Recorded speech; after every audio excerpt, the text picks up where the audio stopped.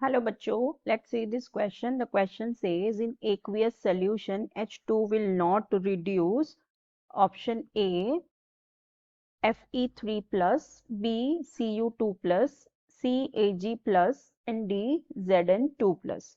So देखो इस question में हमसे क्या कह रहा है कि हमारे पास ये जो ऑप्शन में चार दिए हुए हैं, चार ऑप्शन, इनमें से वो कौन होगा जिसका in aqueous solution H2 will not reduce, जिसको H2 रिड्यूस नहीं कर पाएगा। ठीक है, H2 जिसको रिड्यूस नहीं कर पाएगा, विल नॉट रिड्यूस।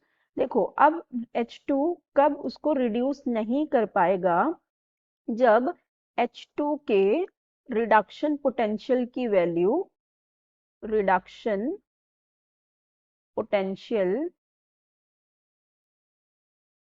की जो वैल्यू है, reduction potential value of H2 must be high और higher than the respective metal. ठीक है, रिस्पेक्टिव मेटल से, रिस्पेक्टिव मेटल के reduction potential value of hydrogen क्या होनी चाहिए, हाई होनी चाहिए। ठीक है, मतलब जिसकी रिडक्शन पोटेंशियल की वैल्यू हाई होगी, ठीक है, जिसकी रिडक्शन पोटेंशियल की वैल्यू हाई होगी, वो क्या कर पाएगा, वो दूसरे को, जो सामने उसका मेटल है, उसको क्या कर पाएगा, रिड्यूस कर पाएगा। ठीक है, तो देखो अभी अगर हम बात करें H2 की, तो H2 का जो इलेक्ट्रोड पोटेंशियल होता है, ठीक है, H2 का अगर हम देखें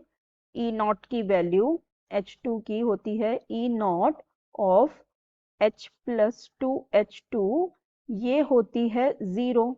ठीक है, हमें पता है ये 0 होती है क्योंकि हम इसे स्टैंडर्ड वैल्यू लेते हैं, तो ये 0 होगी, लेस देन 0 होगी, हाइड्रोजन उसी को रिड्यूस कर पाएगा। ठीक है, अब देखो हमें पहले ऑप्शन में दिया हुआ है Fe3+। ठीक है, अगर हम Fe3+ की बात करें, सो E नॉट की जो वैल्यू होती है, Fe3+ से Fe2+ की बात करें तो ये होती है प्लस 0.77। ठीक है, जो कि 0 से ज्यादा है, तो इसका मतलब ये इसको हाइड्रोजन नहीं रिड्यूस कर पाएगा। ठीक है, फिर बी हमें दिया हुआ है कॉपर 2+।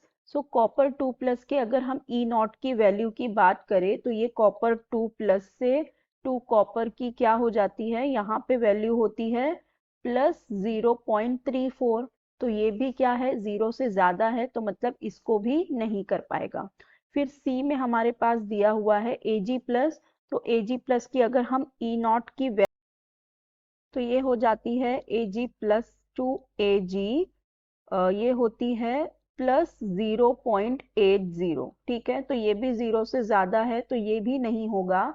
और अगर हम बात करें जिंक की, तो अगर हम जिंक के ई नॉट की वैल्यू देखें तो Zn2+ से, जब Zn की हम देखेंगे ई नॉट की वैल्यू, तो ये होती है -0.76। ठीक है, तो अब इसकी वैल्यू माइनस में आई है, that means this is less than 0, this is less than 0। तो इसका मतलब जो Zn2+ है, जो Zn2+ है, इसके रिडक्शन पोटेंशियल की वैल्यू जो है वो क्या है, लेस देन किससे है, this is less than the reduction potential value of H2।